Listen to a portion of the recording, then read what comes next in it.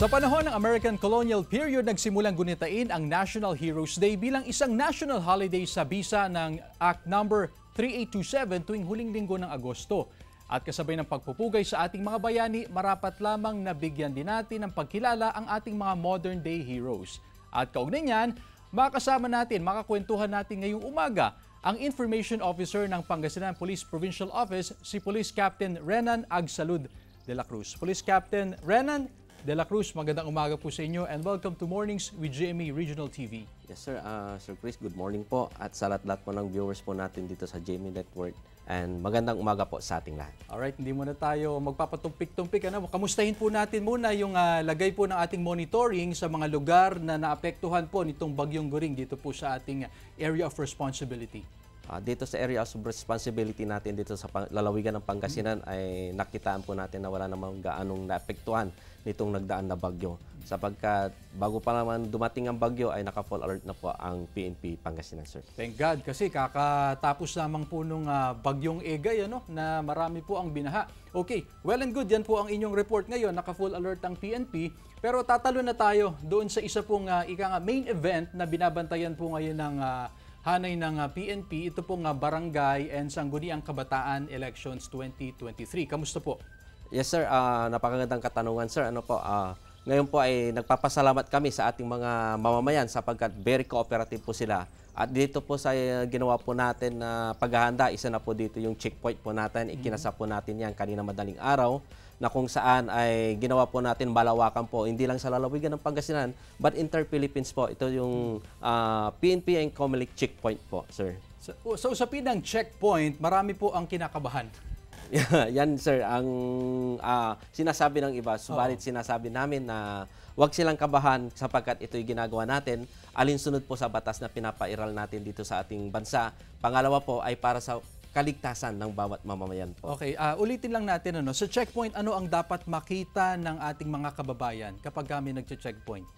Ganito po yan sir, sa ating mga kababayan, every time na may checkpoint po, complete uniform po ang ating mga kapulisan.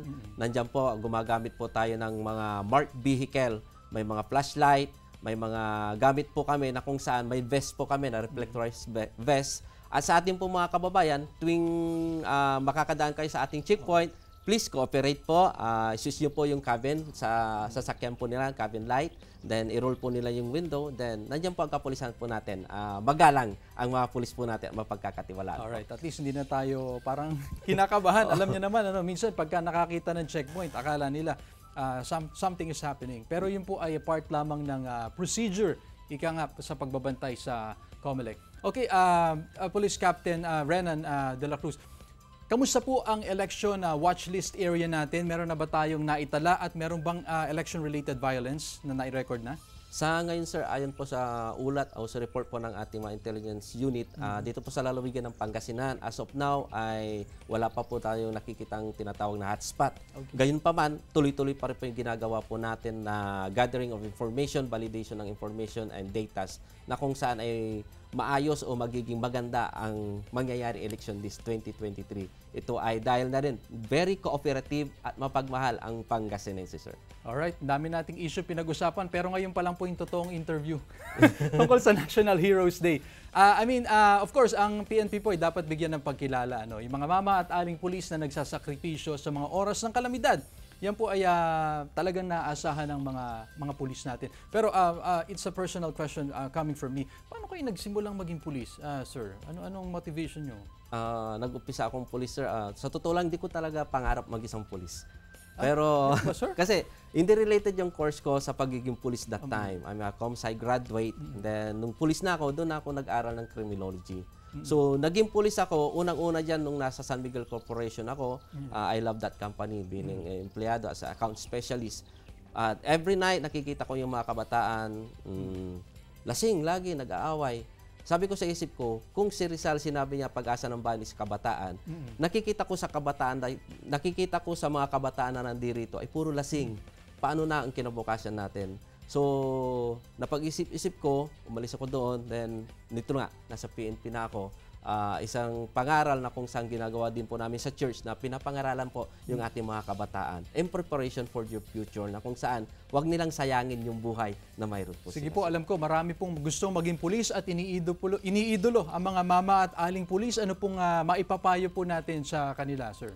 Yes sir, napakaganda po ang nasa serbisyo po bilang isang pulis kasi hindi lamang sa, although nandun na, sweldo, pero yung makatulong ka sa iyong kapwa, makapagbigay ka ng advices sa ating mga kabataan, ay nagbibigay ito ng tamang indikasyon na kung saan na imumulat natin sa tamang pamumuhay ang ating mga kabataan. Diyan din po, alinsunod din po ito sa, dapat po may pananampalataya tayo sa Diyos. Pangalawa, respeto sa bayan at sa tao po. Alright, maraming salamat Police Captain Renan de la Cruz ng Pangasinan Police Provincial Office. Kulang ang oras natin, sir. Balik na lang po kayo. Maraming salamat po. Samantala, magbabalik po ang Mornings with GMA Regional TV. Maraming salamat, sir. Yes, sir. Thank you so much. Thank you.